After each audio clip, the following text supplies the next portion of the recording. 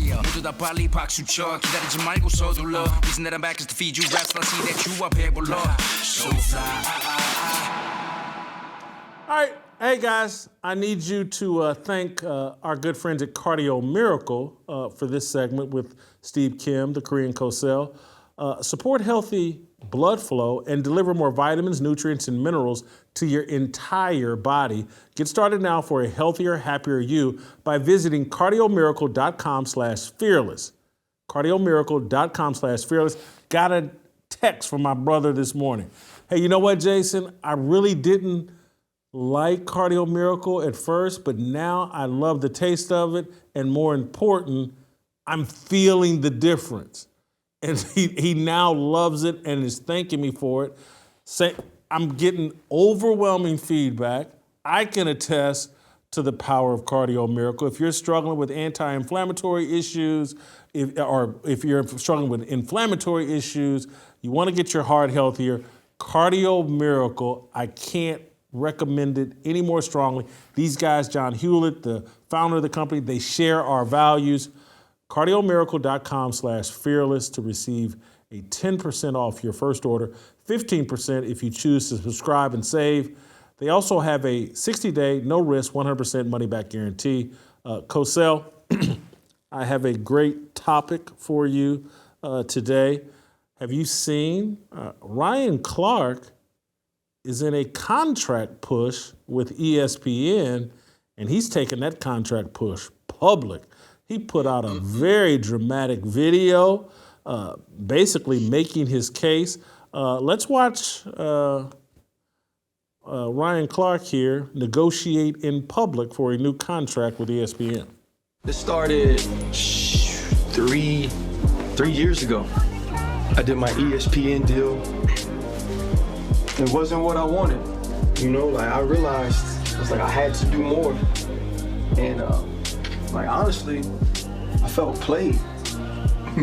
And you know, the worst thing for anybody that's from New Orleans is to feel played. But I felt like I deserved something that they didn't feel like I deserved. And so I set out that day and I said that day, that in 3 years, I'll be the best in the world doing this. That there'll be no stone left unturned. I leave no doubt that there was nobody in the world that was like me. So I started my own stuff, bro. Like, I started to pivot. I did the work. I got on the road. You know, I went to every show they put me on and made sure I crushed it. And so now, here we are again. The season's over. Inside the NFL is finished. And somebody got to pay the piper. And it's either, you know, we get what we want or we make a decision to stand on what we're worth. It's not that I think that I should be paid more than anybody that does the job. I just want, you know, what I'm worth. And if they think too that I'm the best doing it, then that's what I have for them. Ryan Clark, the best guy doing it. The kids say he's standing on business, Steve. Do you agree he's the best guy doing it? And what do you think about his negotiating tactic here? I mean, I don't really like going public all the time. I mean, don't athletes get criticized all the time when they take it public? And then when they say, well, it's not about the money, first thing you say is it's about the money. The other thing I would have added if I'm Ryan Clark, though, to really strengthen the position, I've cried for you. I've pushed all the leftist talking points, standing on business. I mean, just like, okay, like Ryan, we get it. You played the role. And I don't really follow him on Twitter. I don't know if he's put out that, hey, we need gun control after Kansas City. Because there seems to be a memo going around at ESPN with all their on-air talent. They're not talking about people's behavior, but gun control. But anyway, look, Ryan Clark is obviously part of their plans, or has been. I don't know if you want to call it an agenda, but there's been a push to make him one of the faces of ESPN and that network. The question is, number one, does he have that wide-ranging appeal of a Stephen A. Smith, which I would say no, he doesn't. And number two, so let's say this comes to a loggerheads and they do not come to an agreement. Does he have the fortitude and guts and the overall personality to kind of create his own platform like other people have? Like I know he does a podcast with guys like Channing Crowding and Fred Taylor. It's been pretty successful. But does he have that magic or that it factor of a Shannon Sharpe to kind of go completely out on his own to a certain degree? I don't think he does, to be honest with you. You got to the main point. Is he on Shannon Sharpe's level? Absolutely not. Because it doesn't matter that I don't personally like Shannon Sharpe. He's not my personal cup of tea. But Shannon Sharpe's likable. And Yes. other people do like him. And it's because Shannon Sharpe he's got real comedic talent and chops. I'm not calling him a comedian, but if you watch Nightcap, if you watch his facial expressions and how he delivers certain things, this guy's got true comedic talent and he's likable. And Ryan Clark, I'm just sorry, he's not likable. Well, if you like people playing the race card willy-nilly and calling everybody racist at the drop of a hat, yeah, I guess you like him. But that's a gimmick and a shtick. That's not the guy you want to go have a beer with, you want to hang out with or whatever, where Shannon Sharpe has that. Again, your initial comparison was to Stephen A. Smith. But right now, and this week, I've had criticisms of Shannon Sharpe and some of the things he's done, particularly as it relates to Mike Epps and all that other stuff. But right now, when it comes to sports media, talking about football, and really athletes just talking about sports, Shannon Sharpe is the gold standard, and the distance between Ryan Clark and Shannon Sharpe is enormous because of the likability factor. Ryan Clark is not likable. He's not self-deprecating. He's doing this gimmick where he takes himself. This video, he takes himself way too seriously. Could you, Charles Barkley, Shannon Sharpe, they would be cracking jokes, at least publicly. And they may be just as serious about getting the bag and getting their money, but Shaquille O'Neal, even Kenny Smith, any of these guys that are really at the top, they have a likability factor that Ryan Clark Jason, just does not have. You brought up Barkley. It's one of the funniest things he's ever said. This is when he was a much more unfiltered than he is today. And this is when his TNT contract was up. They said, how about you going to ESPN? He's, oh, hell no. They make me work too hard. I'm not doing all those shows. You think I'm going to do 5 shows in one day and stay in Bristol for 3? Oh, no. Let me just work twice a week here in Atlanta with Ernie and the Jet. I'm good. But if you think I'm going to ESPN to start working hard, no. Look, I believe Ryan Clark's effective as an ensemble piece, part of a cast, and he's good at that, if that's your cup of tea. There are very few guys that could be the driver or the captain of the ship. And the one thing you talk about Shannon Sharpe's history, he's personally not only on my Mount Rushmore of all-time tight ends, he's also one of my favorite tight ends. I remember what a character he was in Denver, where he would start flexing his muscles because he was built back then. And I remember in the 98 championship game where they're going to the Super Bowl, he wore that big Broncos head. And he kind of looked like the Bronco, to be honest with you. And he had some of the funniest trash talk. And we've talked about this. The way he had Derek Thomas melting down like he was 3 Mile Island or Chernobyl is the stuff of legends. And he just kind of laughs it off to this day. And that's why I didn't like to see him get into that bang, shoot 'em up situation with Mike Epps, because I'm like, Shannon, don't do this. You got a great thing going. There's no need to get anyone hurt, namely you. Keep the wave going. But I don't understand this with Ryan Clark. Does he really think the everyday American that already may not like him is going to say, God, poor Ryan Clark? If they only give him $4.5 million and not $7, that's it. I mean, look, they're not going to look at that as black oppression, Ryan. That is a first world problem. It's a good problem to have, but no one's going to really feel any sympathy.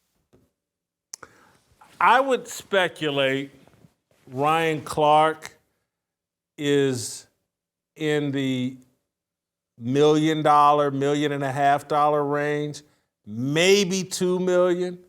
I'm going to tell you what's driving him right now is, and this is diversity, equity, inclusion, and that whole thing that ESPN has set up. Mina Kimes' contract, $1.7 million. Ryan Clark, when he goes home and he's not being fake like he is on TV, when he goes home and talks to his wife and talks to his friends, he's like, can you believe they paying this little girl that ain't Pete a drop on any football field? They paying her $1.7 million to talk about a game she knows nothing about. And if she's worth 1.7, you can't convince me that I'm not worth 4 million, 5 million, 3.5 million. No. I'm worth twice. That's what's going on here. And this is what the hell that ESPN has created with their whole diversity agenda and installing people in roles that they're not qualified for. That's why Ryan Clark is putting out this video. And then the other part of this, Steve, again, I'm talking about likability, and then the other place where he comes up empty is authenticity. When you think of Barkley, when you think of Shannon Sharp, particularly now, this new version of Shannon Sharp, they're authentic. Shaq, authentic. Kenny Smith, authentic. Ryan Clark's not authentic. Everything seems packaged, pre-prepared. It's a gimmick that his agencies put together, including these videos, selling himself and negotiating in public. ESPN should call Ryan Clark's bluff. He's very easily replaced. You know, Jason, you got me thinking, the whole Mina Kimes, Ryan Clark dynamic. Man, what if this sparks the Black Korean conflict and we go party like it's 1992? I feel as though I need to get back on my rooftop, polish off my rifle from one of my uncles. I mean, when you bring up a good point that, you know, if he's with his wife, pillow talk, they're getting honey. Can you believe I got to pretend what this female crouching tiger has to say about football and then act like she really knows what that right there? You know, now that I think, that might be worth another $2 million on his contract per year. Now that I think about it. But I will say this about Ryan Clark. He is more versatile. He has played more roles. And I think he actually does like a show about combat sports with Daniel Cormier, which, again, I don't know what experience he has as a journalist covering the octagon or the boxing ring. But I think that's what he's saying is like, hey, I can do more than a lot of other people and go beyond football. But I'll be honest, I don't know if he really resonates. See, the one thing about Shannon Sharp that is really interesting is he's gone far beyond. He has transcended way beyond football and sports. He has people that are, I don't want to say they're A-listers, but they're notable. They are now coming up to him and DMing him saying, hey, Shannon, I'd like some time on your couch sipping some bourbon. When can we? That's when you know you've arrived, because you're not reaching out to guests. They're reaching out to you. That is very, very rare. What you're arguing, Steve, is Shannon Sharp has an audience that follows him. They followed him to YouTube. Yes. They followed him to Nightcap, late at night, him and Ocho Cinco. Ryan Clark does not have any audience. There is no one beyond his family and friends who are like, oh man, Ryan Clark and blah, blah. And again, I know the Pivot does decent on YouTube. It has nothing to do with Ryan Clark. They get some athletes on there and that gets some traction. But Ryan Clark's little pre-scripted, emotional, tug at your racial heartstring rants, that has very little value because he's not likable, he's not relatable, and he's not authentic. Those are elements that Shannon Sharp has in spades, that Barkley and all these people that are really at the top. And I know that, playing the race card got Ryan Clark some little sports Emmy, but, Katie Nolan got some sports Emmy. That's all rigged up in a gimmick. He's overplaying his hand. ESPN is so woke and so scared that they may submit to him, But his real complaint is, y'all paying Mina Kimes $1.7 million. I'm worth 3 times more than that. Give it to me. You got nothing to say to that, Steve? All right, we'll let you go. Waiting for the countdown, coming off the breakdown, standing in line for freedom. Looking for a breakout, feeling like a standoff, nothing in life like freedom. Came in like a fighter, striking like a ladder, making all these moves for freedom. I want freedom.